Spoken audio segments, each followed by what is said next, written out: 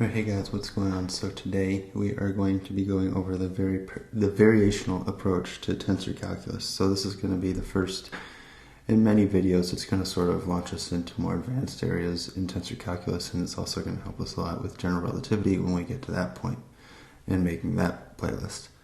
But anyways, without further ado, let's get straight into the content. Make sure to hit that like and subscribe button, and make sure to go into my Patreon page if you want to support this channel as well. Now let's get into the topic. So today we are covering the variational approach to tensor calculus.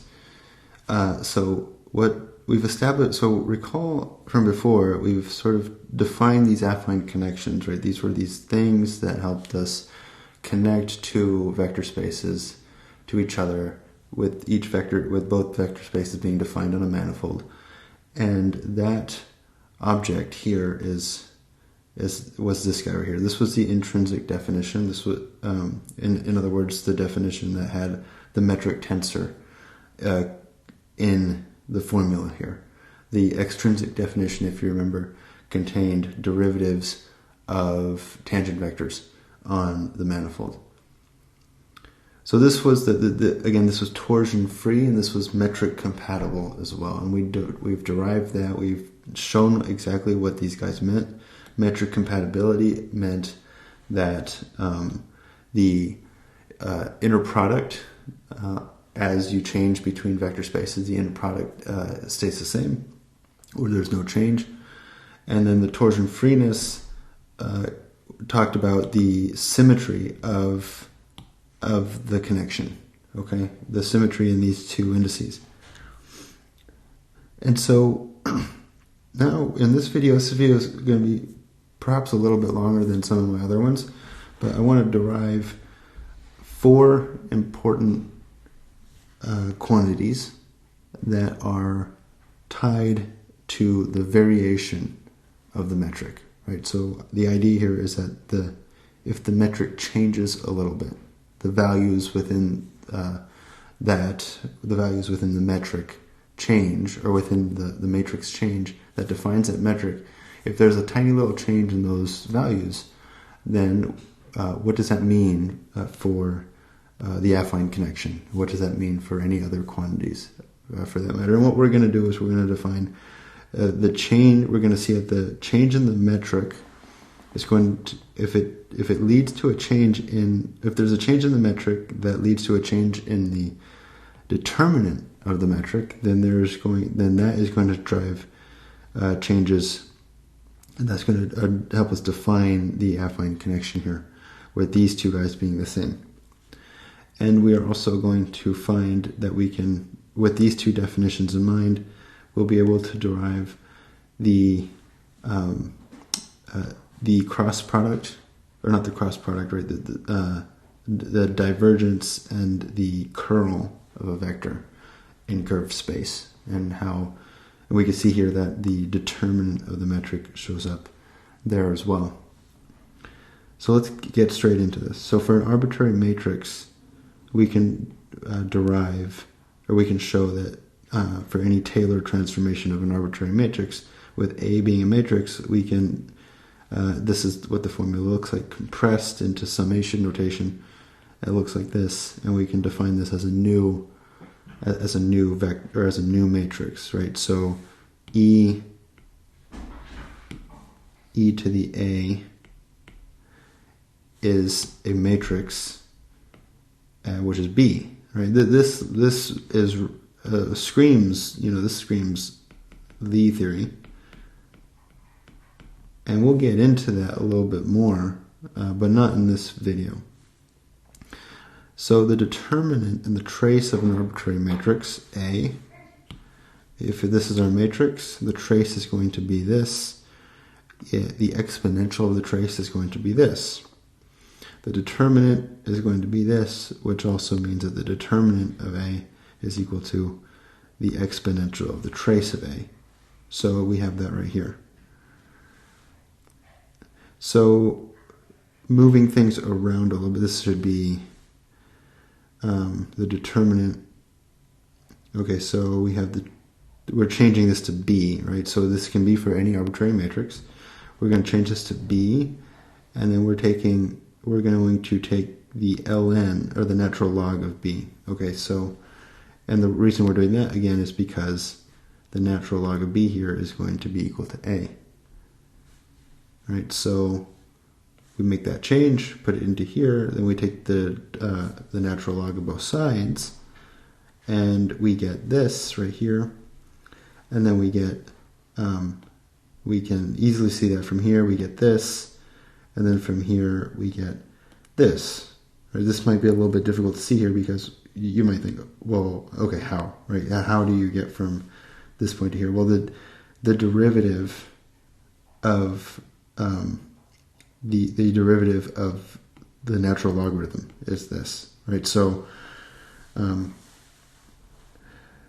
so we can see here that the so the ln, sorry, I messed that up for a second. The derivative of this gives us the ln of the argument, and then we have the trace, and we just have the argument in there as well, right? So the derivative of b over b gives us the ln of b. All right, so this is just calculus. All right, so okay, so we have this. This is just copy pasted. Let's now call b the metric. Okay, b is the metric. B inverse is the contravariant form of the metric. The determinant of b is going to be g here. Okay, so we just plug everything in and we get this. Right, so this is just some new notation, right? So whenever you see a g with no indices, that means that we're looking at the determinant of the matrix. Right, so this is the determinant of g that we're looking at. All right, so now we get that. So we have this. What we can do is we can multiply both sides by g. We can also see that the derivative of the square root gives us this. This is just product rule. And so if we combine these two guys together, we get this right here. And then this is all simple algebra. So from here we get this. And we see here that this is the square root squared is just g, right? So that's how we get from here to here. To get from here to here, we just do some cancellations and we get this. We can leave it here, but we always want to go a step further to see if we can do a little bit more with this. To get from here to here, well, this is just, we follow all this logic right here, right? So the derivative of this group, or the metric, the covariant form of the metric and the contravariant form of the metric, well, that's just going to be the derivative of the delta function when these two guys are equal, when alpha is equal to alpha. So that's going to be 0. So the derivative of this is going to be 0 if everything matches, if the covariant, contravariant components match with each other. And so we can distribute the derivative, right? This is just the product rule, and so we get this. We bring one to one side of the equation, and we get this right here. So we can actually switch between the covariant and contravariant forms just by a factor of a minus sign. So we get that the variation in the square root of the metric is equal to all of this. And so this is our first equation, right? This is that first one that we said we were going to derive, and here it is. Okay, so we have a formula for the variation in the square of the metric.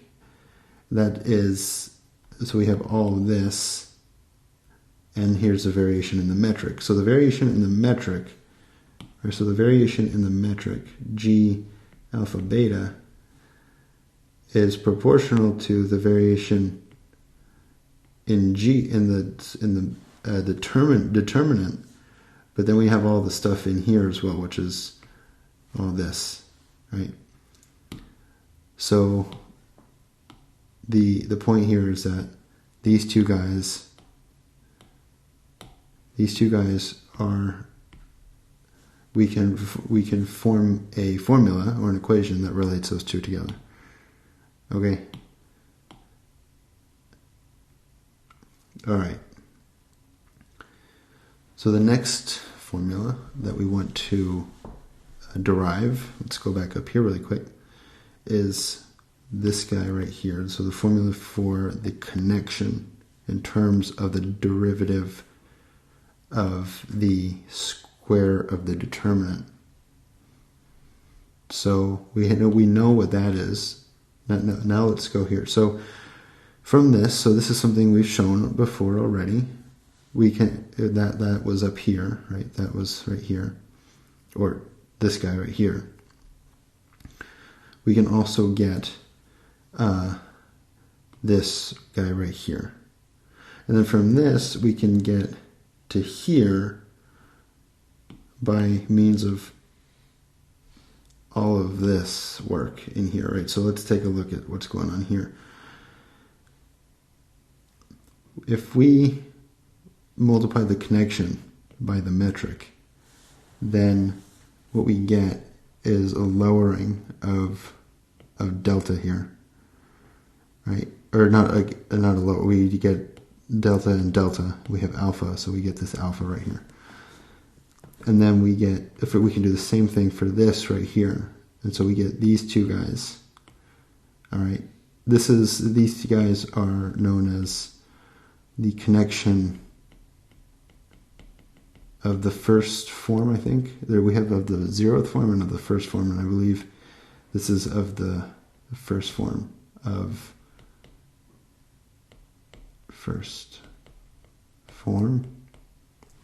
That's when we have, that's when we're lowering this upper index. And so we get all this and all this.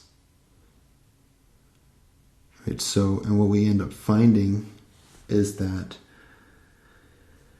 this will cancel with this and this will cancel with this when we add these two guys together. Okay, so this cancels with that and these guys cancel. And we end up with this plus this divided by a factor of 1/2. And so we get this, which is this right here. All right, so we can actually replace this guy with all of this. That was this plus this. All right, so this is the equation we have here. Let's go to the next page, which is right here. So we can get from here to here now just by multiplying this metric within the parentheses. And so we're raising and lowering indices, and we get to a point now where we have delta, delta, delta, delta, gamma, gamma. And so there we have two of them, so it's going to be 2. So we can divide both sides by 1/2, multiply both sides by the inverse of G, or the inverse of the determinant. Or the inverse determinant, right? So this is the determinant. We want to find the inverse of the determinant. Again, the determinant is just a number, right? So we should be able to find an inverse for that number.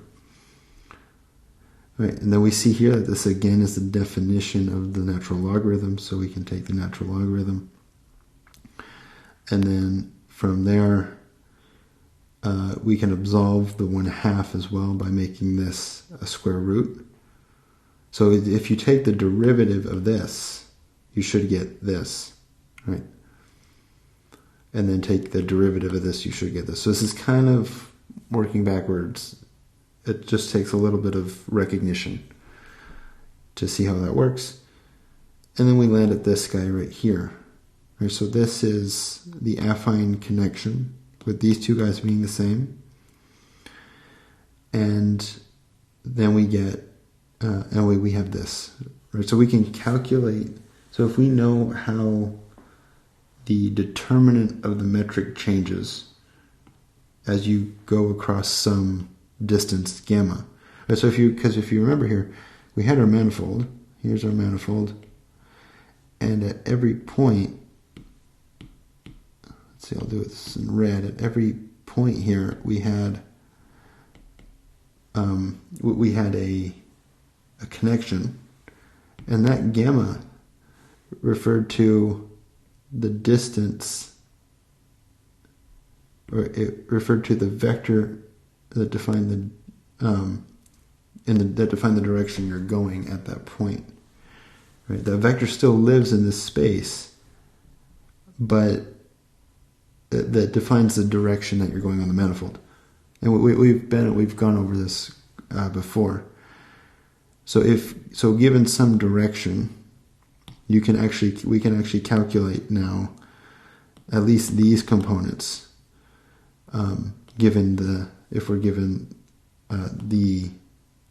We can calculate these two guys if we can calculate the determinant of the metric. Okay. All that's to say that we can calculate the affine connection given the metric still, which is good, right?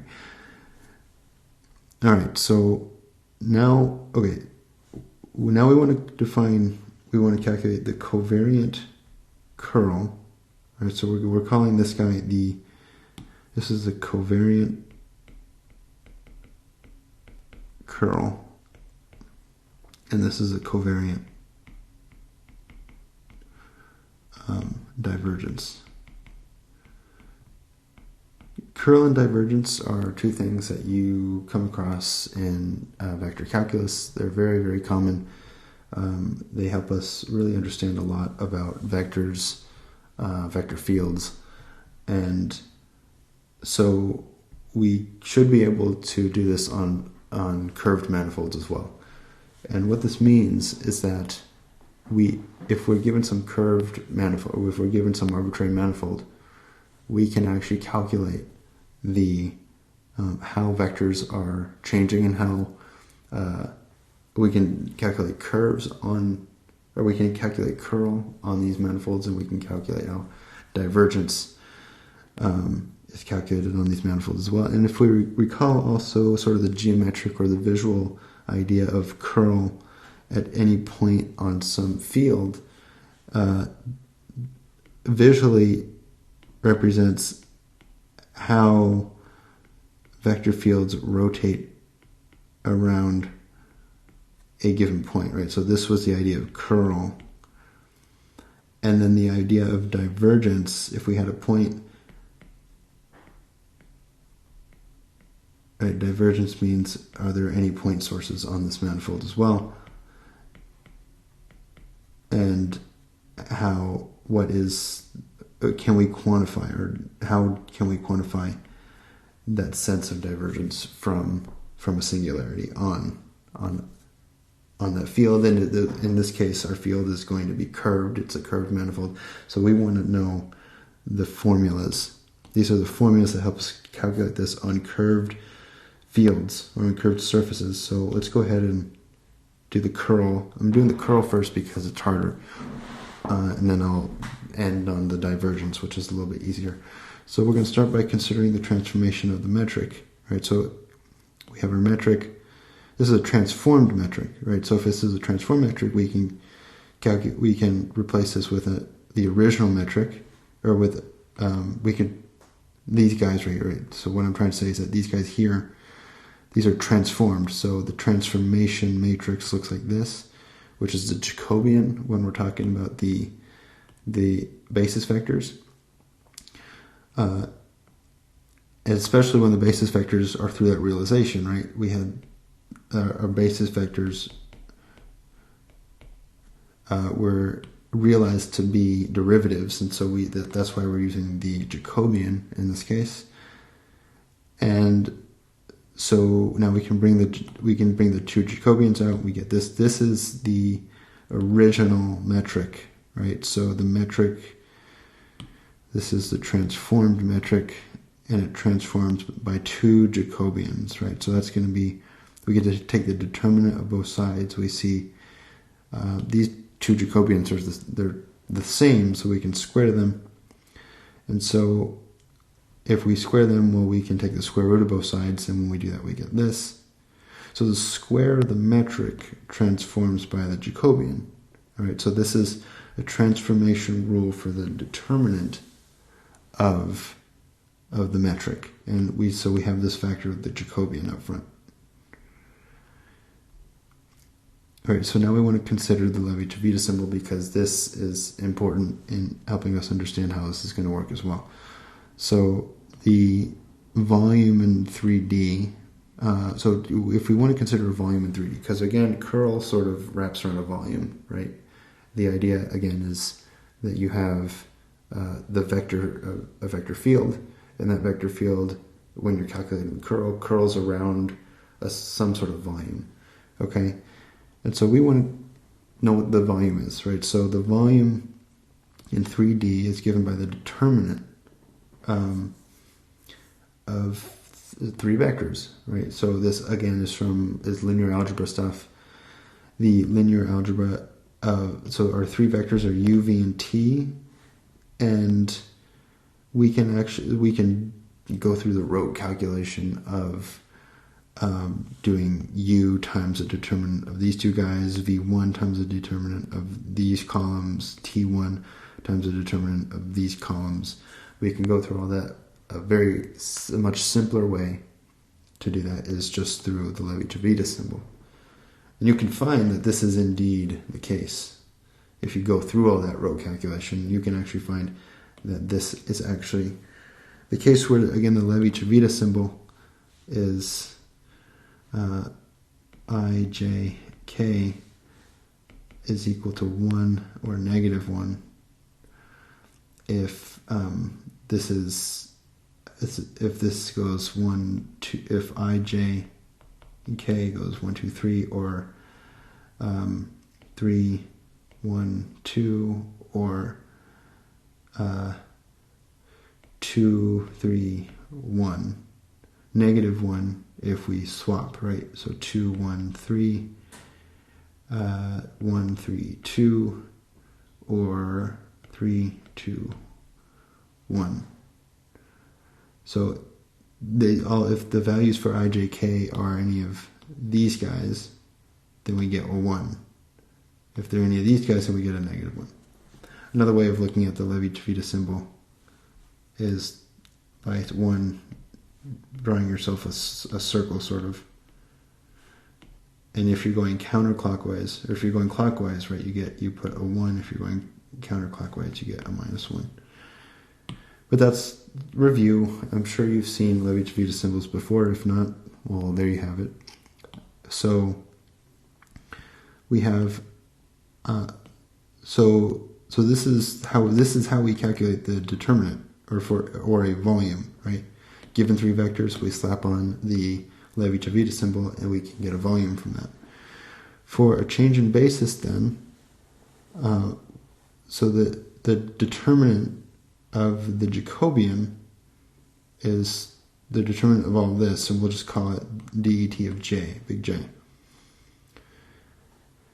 And so that's when we change, if we have some change in our basis. So if we have some change in our basis and we have this volume, this means that when we transform the volume, we need the volume, right? This is the volume. This is the transformed volume. So all of this is required to successfully transform a volume and account for all of the changes that are taking place. So if we recall this, which is what we've found over here, right here,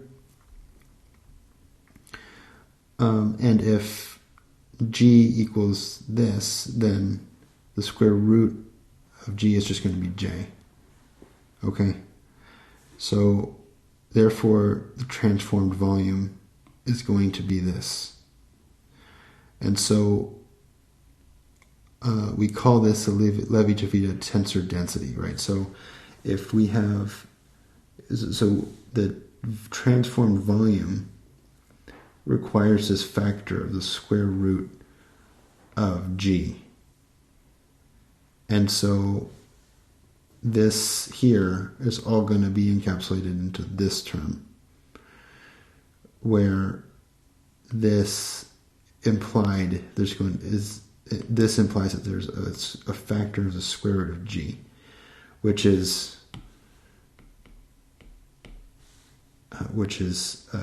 comes from, again, the Jacobian. And so we can define upper index in this way so that volumes stay the same during transformation. In other words, you don't have a volume can't become larger. You can't gain volume or lose volume. You just change the shape of the volume, say through a rotation of your basis vectors, or a scaling, or something of that sort.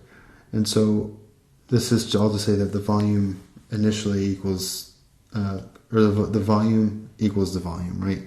We need this. So this is why we're defining this guy to be something like this. All right, so if we recall the ordinary curl now, we have all the ingredients now. We can now promote this to tensor.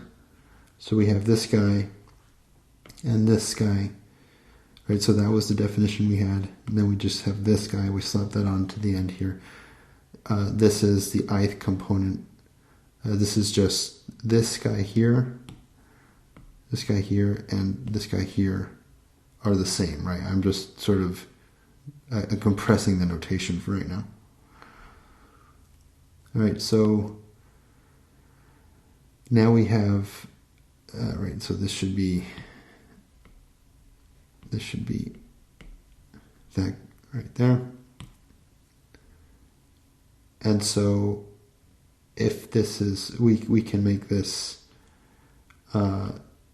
symmetric or anti-symmetric, or no, not, right, so this is going to be positive, this is going to be negative, right, because this is a swapping of the indices. So if this is negative, then we show that right here. And then we get, if we plug in now our covariant derivatives, we get all this. Assuming torsion freeness, right, if we assume torsion freeness, then these two guys are going to cancel. And we get, lo and behold, this, right? And this is we've successfully recovered the definition for the curl and the components. The components we get for calculating the curl. Now let's calculate the covariant divergence, right? So I'm pushing on 30 minutes here, but I'm getting all this out of the way. So let's start here. The covariant divergence is going to be, so if we start here, this is our covariant derivative, and we've established this, then all we really have to do is plug in this guy for this guy, right? Because the divergence, again, is when these two guys match. So there's going to be some matching going on here as well. We know what this is, right? That's this. And so we plug that into here, we do some simplification, right? So this is going to be, so we switch this to match the indices, and then if we take a factor of 1 over g out, we get this, and then this. And we do this, right, because we find out that this can all be compressed into a derivative of this, right? Because we have, there should be a derivative out in front of this a, right? This should be du a mu. And then we get, this can be achieved from this, right? So this is our covariant divergence. All right. So to sum up, these are the equations. All of these guys. We've established a variation in the metric. We've established how the connection varies in terms of determinants of the metric, and we've established a covariant curl and the covariant divergence. This was a lot. So this again, just recall that this all came from the idea of us being able to define the metric in terms of something that generated the metric, this A matrix. Right, so this is actually quite interesting. This, again, I alluded to this here, I alluded to Lie theory. Because in Lie theory, we have these things called generators. The generators are the things that you put up in here, and these things are said to generate these transformations. And so there's this whole theory of Lie theory goes into discussing exactly what generators are, how they're relevant in physics, and I go over it a little bit in one of my playlists. And that's something, again, that's going to be talked about later, and it's going to be a very interesting area of tensor calculus. What we're going to do now, and this changes in the determinant of the metric are what ultimately drive changes in this. Right? We sort of determined that, or show that already, right, with this. But we are now at a point where we are going to stop talking about our regular tensors and now start talking about anti-symmetrizing our tensors. We've talked a little bit about it already. We've talked about using these guys. Where are they? Right. Right here. This anti-symmetrization using the Levi-Civita symbol, that's going to help us in understanding exactly what forms are, and that's going to be the topic of the next few videos in this tensor calculus playlist. We're going to be talking about forms, we're going to be talking about p-forms, derivatives of forms, how they're relevant, and the type of insight that they'll allow us to give. But with that being said, I'm gonna call it here. It's been about 30 minutes on this, and so again, if you like this kind of content, make sure to hit that like and subscribe button. Make sure to go onto my Patreon page if you want to consider supporting this channel. And with that being said, I will see you guys in the next video. Bye.